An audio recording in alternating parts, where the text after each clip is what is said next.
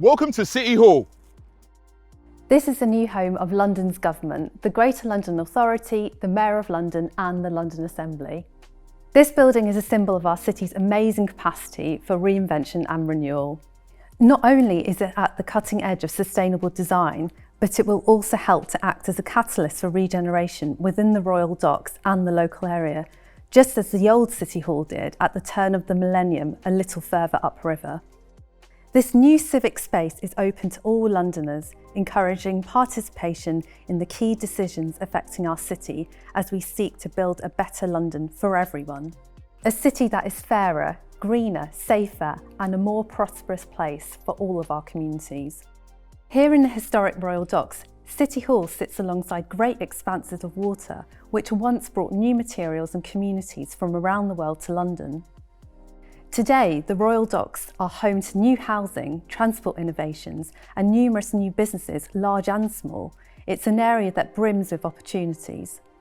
Whether it's Excel, where world-class exhibitions from Comic-Con to EcoBuild bring together huge communities, Silvertown, where new employment opportunities and housing will soon transform one of London's largest historic landmarks into a place for everyone, or the Good Hotel, a former floating prison now transformed into a social enterprise.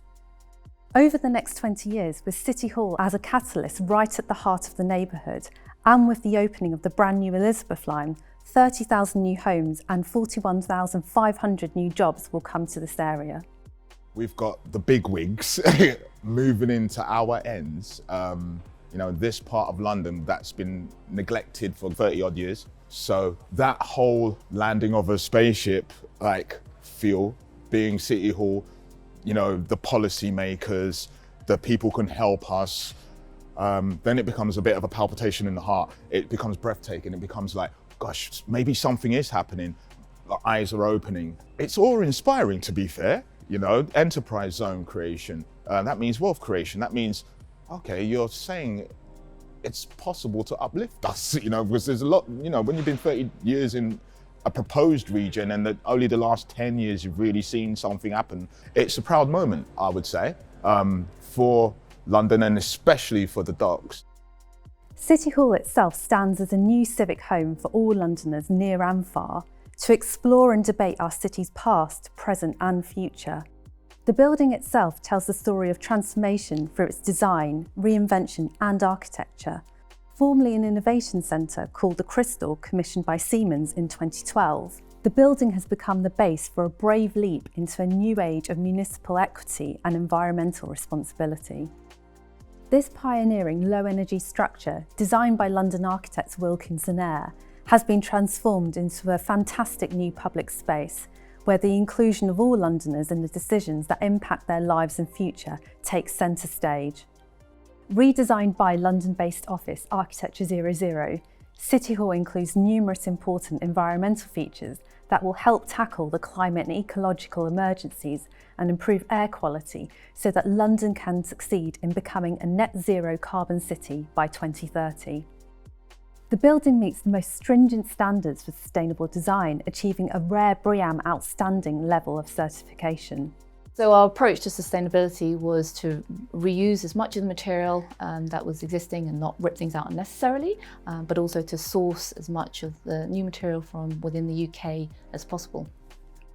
This building is also BREEAM outstanding rated and was previously had the same rating but for a different use. So this may be the only building that has been BREEAM outstanding rated twice for different uses.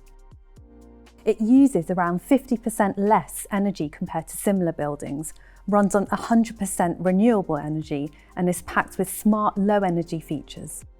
Energy efficient LED lamps, a tilted facade which deflects excess heat and is triple glazed to maximise insulation.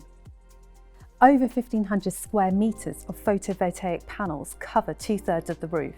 A 60,000 litre rainwater harvesting tank serving the irrigation and toilets and ground source heat pumps which harness the natural energy of the earth for heating and cooling. These ecological features may sound expensive, but the relocation of City Hall has actually unlocked significant savings that will be used to protect frontline public services, with a total of £61 million redirected back to frontline needs over 5 years. This building proves that with responsible design, it is possible to provide more for everyone whilst taking care of London's and the planet's precious resources. One of my favourite parts of the building is the London living room, and that one of the reasons is that you can literally see from the public realm through the living room into the committee rooms, where hopefully you are literally seeing democracy in action.